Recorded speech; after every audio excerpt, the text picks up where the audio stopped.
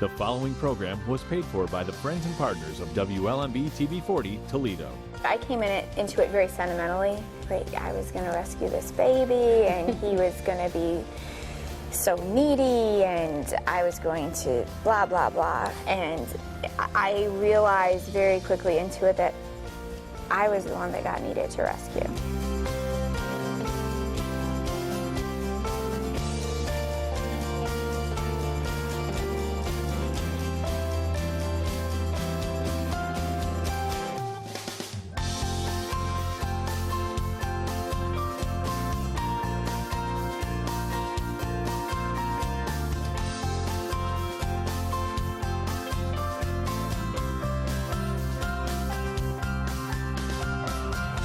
Well, I want to welcome you to another episode of Main Street, the fastest half hour on television. I'm Dr. Jamey Schmitz. Of course, I'm joined by my co-host for the past 21 years, Virginia Bossa. Well, Jamey, today we have a love story. It is one of adoption, and we have an adoptive parents, Keith and Rachel Simpson, and Keith is a pastor over at Holland Free Methodist Church in Holland, Ohio, and we want to welcome you guys, and we are honored to have you here to hear your story. Thanks. Thanks for having us. I've been the pastor at Holland Free Methodist for almost 14 years. My wife Rachel and I have served there together with our family of 6 children now.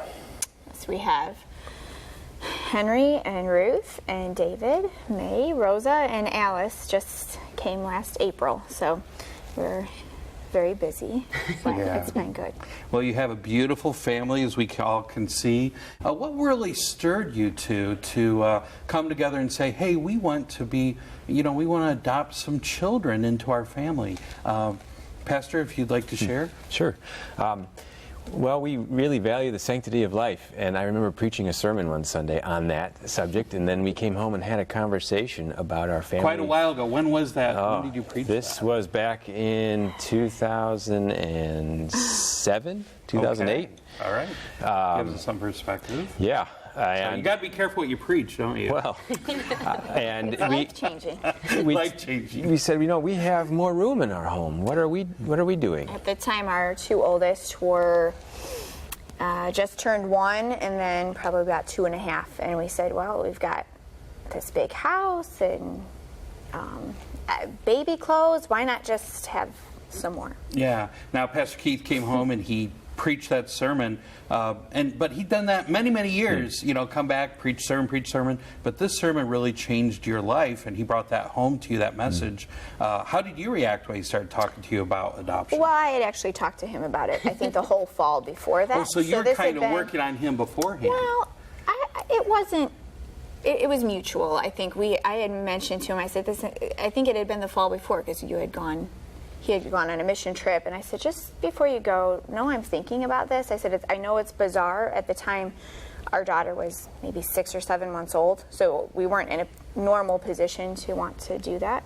And I thought he would kind of shoot it down, but he's like, oh, okay, we'll think about that. And then this conversation was about 6 months later. Mm-hmm. So it had been on your radar. We had been ruminating over it for a while, but it wasn't.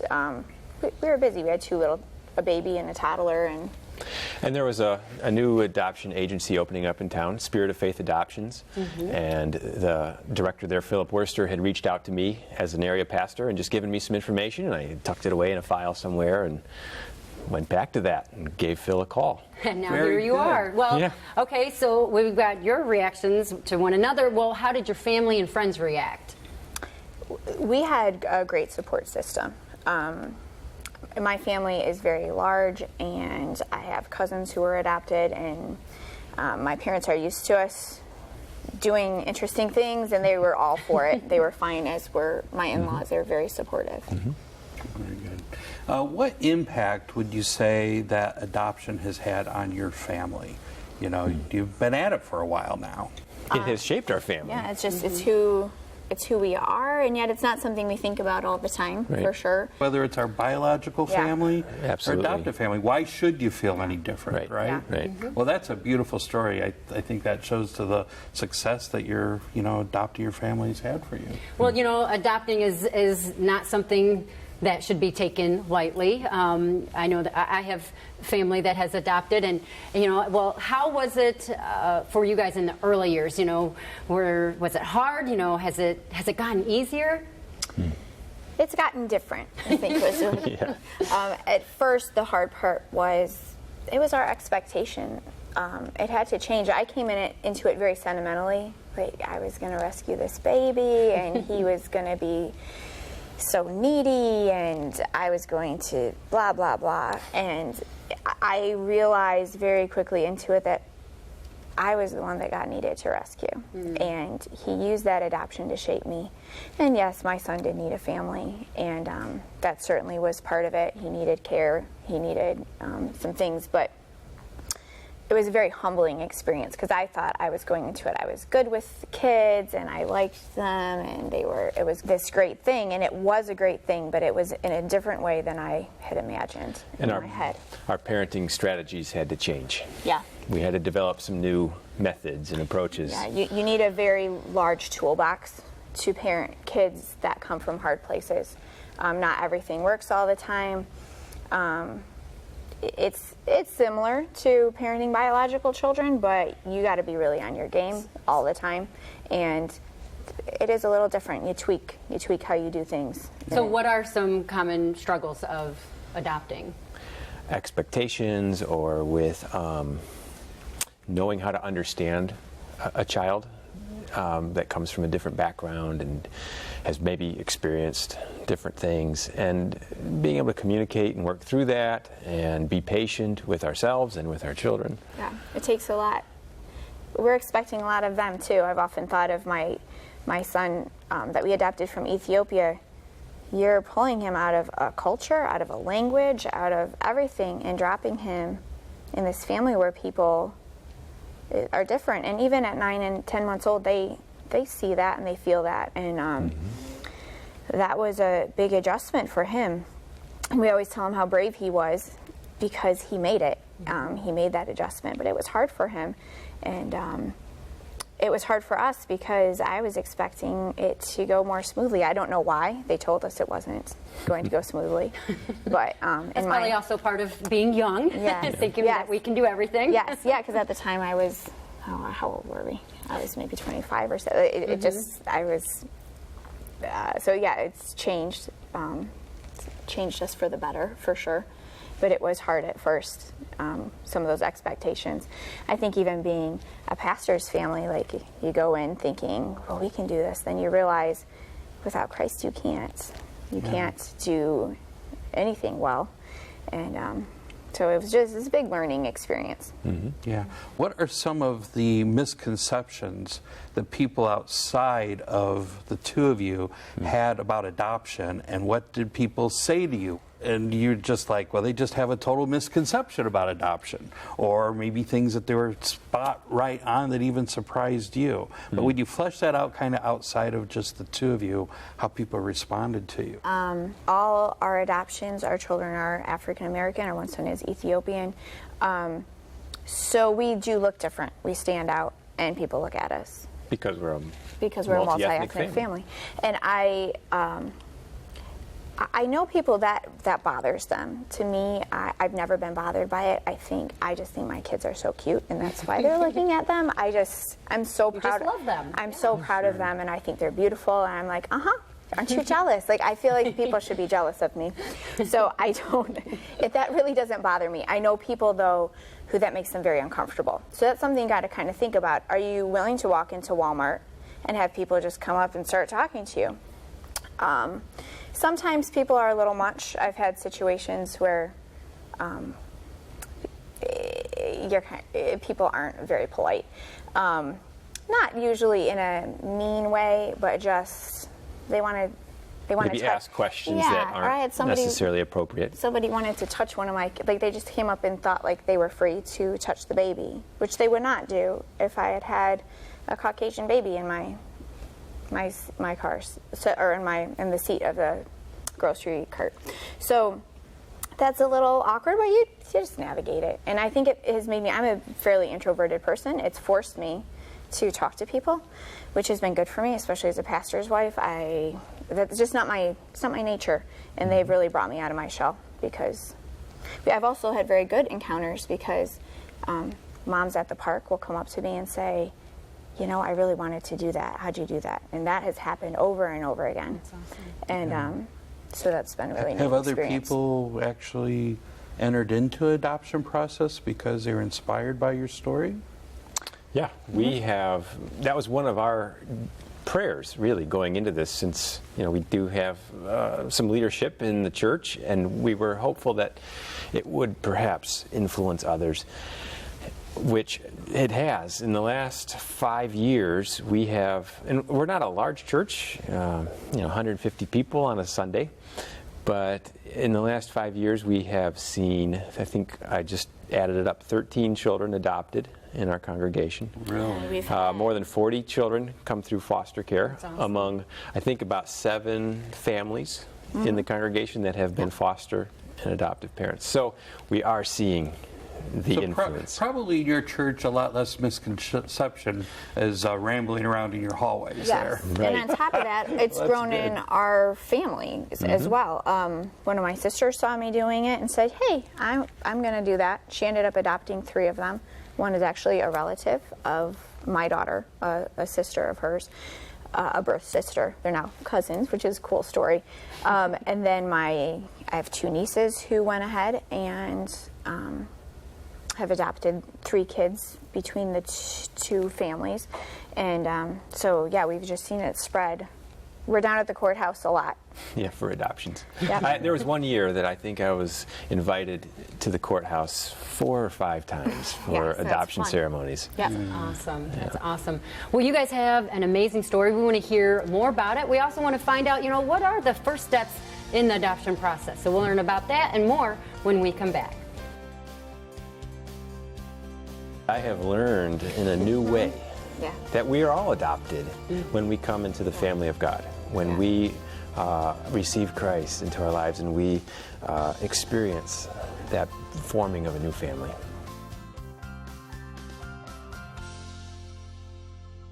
The mission of Dominion Broadcasting WLMB-TV 40 is to provide Christ-centered television of high technical quality and programming excellence to uplift, unite, educate, challenge, and encourage viewers in a manner consistent with the teachings of God's Word. Won't you join us? Please send your gift today and be a part of the ongoing mission of WLMB-TV 40. Thank you.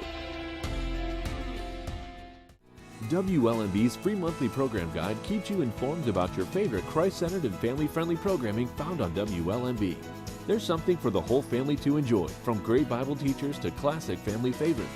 Plus, you'll find family movies, news from a Christian perspective, local shows Main Street and Pastor's Point, excellent don't-miss documentaries, and much more. Enjoy quality Christian television on WLMB-TV 40 and sign up for your free monthly program guide today. Now, back to Main Street. We're here with Keith and Rachel Simpson. They are adoptive parents, and so we've been talking about how adoption has blessed your lives, and so we want to think about how it can bless others as well. What are the first steps in the adoption process? Well, a decision has to be made as to what type of an adoption you might be interested in, whether a private or a public, also international versus domestic. So you have to start choosing a path in that regard. And the international adoption is a great option. It is through the years that door is closing. That you still can. There's still some avenues that way, but it's becoming more difficult. So more people we have found are adopting domestically. Yeah. And then you have to choose what kind of an agency would you want to work through, and also are you interested in fostering? Our experience has been with both international and domestic and with foster care. And we always encourage people to understand that if you decide to foster, your goal is to see those children reunified with birth families, not to enter into foster care with the idea that this is for the sole purpose of adoption, but to be open to that as a possibility. Yeah. So when you decided to become foster parents, was it kind of by, were you surprised by the fact that those children were then placed into your family that you adopted, or did you kind of have the whole idea that you would be helping to get them back, with some of their biological family unit, whether it's their mom or dad or their grandma or grandpa? What was your experience? What was your expectation? Well, when we began to foster, we were prepared, understanding that our goal was reunification with birth family. And our the first child that we fostered for 6 or 7 months, was reunified with birth family, and we celebrated that. And that's a neat experience. I think people are afraid of that. It is hard. Yeah, it's you do. Definitely heartbreaking. You can't have a child in your home without that child feeling like you're on, if you're doing foster care correctly. Sure. And then you have to give them back. It's heartbreaking. And there's parts of my heart that still, for the little boys that we sent home, I should probably just not talk about it right now, because it's hard. It's hard to think about. They were my boys, and I don't see them anymore. But it can be a really neat experience. We have, I have a friend who, she did a reunification and actually made a connection with that birth mom, and the birth mom actually helped her out with her next foster child with some hair care issues that she was having. It was a teenager that needed some more work on her hair, and that was a great way that birth parent could actually give back. And so you can see community working together. It doesn't always go the way you want it to, but there's those opportunities where you can really make good connections with birth families, and we try to whenever we can. Yeah. Do you have any perspective on the difference between going through a Christian adoption agency or a secular adoption agency? Do you have any perspective on that? One thing we've learned is that there are Christians at work in both public and private agencies, and so the Christian agencies are really well suited to meet the needs of birth parents who are looking for Christian families to have their children adopted into. But as a adoptive family and a fostering family, we have had good experiences with both Christian and secular public agencies. Yeah. Okay. Well, that's good to know. So, you've talked about adoption, you've talked about foster care. Tell us, compare and contrast the two. Adoption is forever. It is the same as giving birth to a baby. I mean, it's a way they come into your family. Once you're in your family, they're in your family exactly the same. Whereas foster care, you love them, but I also always think of it as very open-handed. Like this, today, you're my baby. I remember putting one of our foster babies to bed, and look, he was sleeping in his crib, as cute as could be, and praying over him and just saying, today, you're my baby. I don't know what's happening tomorrow. And that's how it goes. It's just this very open-handed, so you don't have much control over it. And what I have come to realize is that really all parenting is like that. I think we live with an illusion that we control our kids and we shape their destiny. And by doing the foster care, I think Keith and I have learned maybe more quickly than we would have otherwise that that's not true. It's not true for our birth kids. It's not true for the kids we adopted. Yeah. So I think that's one of the lessons I've learned through this is that none of these kids are mine. They're God's, and I just take care of them. And whether it's for forever or I've had kids for 4 hours come through the house. So it's exciting. I find it adventurous. It was actually kind of hard. Our home is now full. So we did have to give up our license just because we don't have any more room. And it was hard for me because you see God at work and every day. And it's an adventure. You never know what's going to come across your doorstep that day. And so it was a little bit hard to give up. I enjoyed the... And even though you know that there's so many other kids out there that are looking for homes, you know that, what God has called you to, but you're here today encouraging others to open up their homes as well. So what are some statistics for kids waiting to be adopted or that are currently in foster care? Yeah, for the state of Ohio, I know that there were as many as 14,000 children in foster care. That's just Ohio. Just Ohio. And that was in 2016. Now, the numbers I have seen are that by 2020, they're expecting that to be as much as 18,000 or 20,000. So the numbers are growing. Because of the drug problem in our communities and other factors, it's just causing the need to continue to grow. So the need is huge. So what would you say to someone who is considering adoption then? Well, or foster care? Foster care or adoption, I would say, really think seriously about what you can do. Don't rule yourself out. I have a brother-in-law who's adopted some kids, and one thing he often says to others is, how many people have empty bedrooms in the city of Toledo? How many have more than one empty bedroom? What can you do? And I think something that we're talking about is that if most of us in our community and in our churches, if you had a child knock on your door and say, I have nowhere to go, you would take them in. You give them some dinner. You would try to help them. The part about foster care is once you get that license, that's what happens every day. Well, not every day. Not every day, but they could call you. They could call you any day. We've gone to bed. It's 11:30. We get a phone call. We have a little girl down here. Can you please come pick her up? Nobody can take her tonight. Okay. So you start seeing this side of our community of Toledo that you didn't think about before. And I would just, it's real. It really is going on. There's really kids sitting down at the agency waiting for homes. It's not just this sentimental, oh, let's help out. It's really real. What would you say that God's Word has to say about adoption? It's a theological concept that I have learned in a new way. Yeah. That we are all adopted when we come into the family of God, when we receive Christ into our lives and we experience that forming of a new family.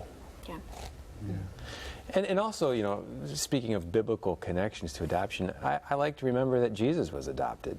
I mean, Joseph kind of adopted him into his life. He wasn't his biological father, right? Yeah. So that's something cool to have in common with Jesus. Yeah. Well, never quite thought about quite that way before. But that's a great way to think about it. Well, talking about the Bible, and Scripture, how has adoption impacted you guys in your walk with Christ?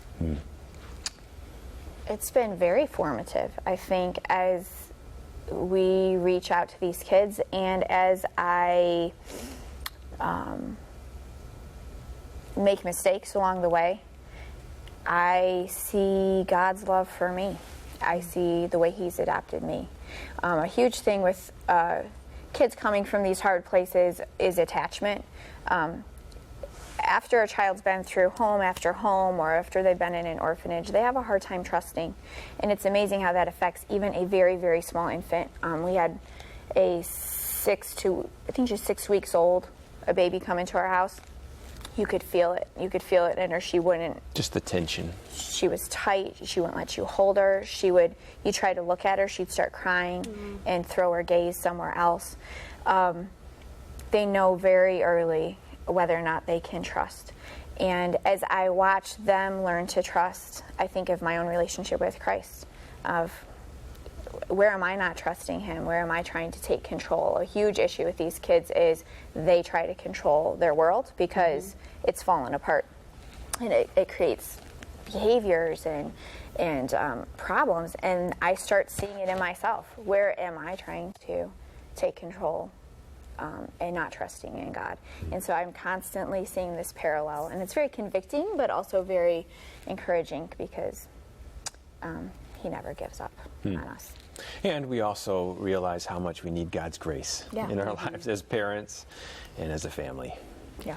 It teaches us that lesson every day. Pastor Keith, are there any resources that you would recommend for our viewers to consider, who are considering adoption or foster care? One book that we read very early in our adoption journey is called Adopted for Life by Russell Moore. And that was a great introduction for us. Yeah.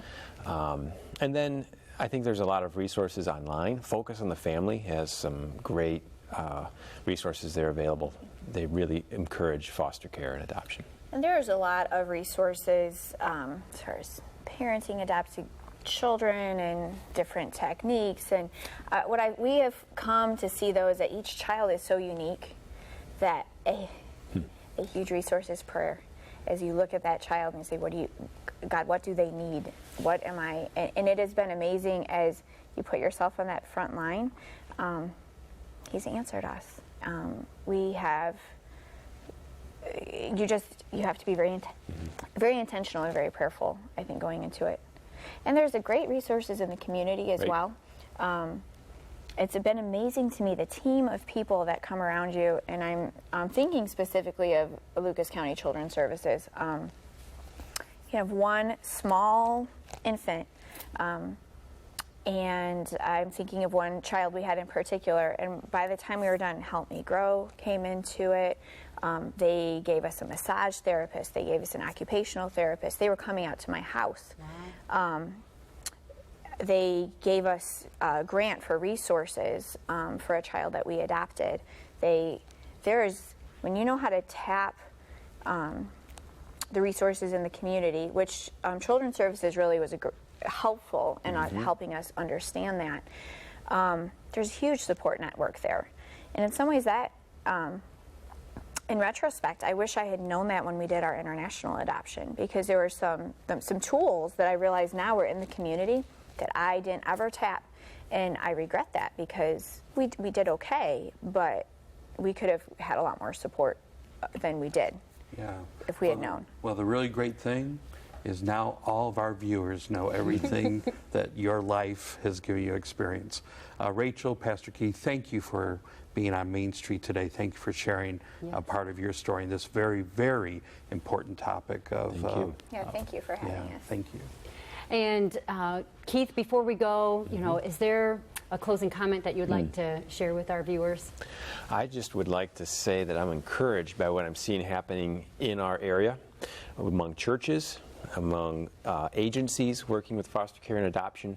The partnerships are strengthening, and that is exactly what we need to see. I want to continue to promote that as much as I can.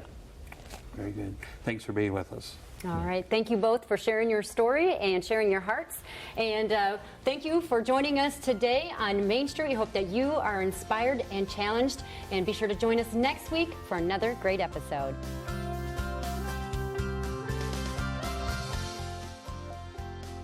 We hope that Main Street has been a blessing to you today.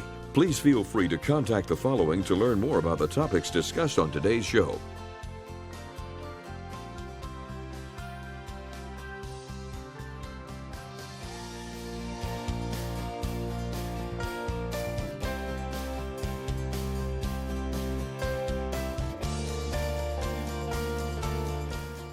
WLMB would like to thank all the faithful supporters of WLMB that make this program possible.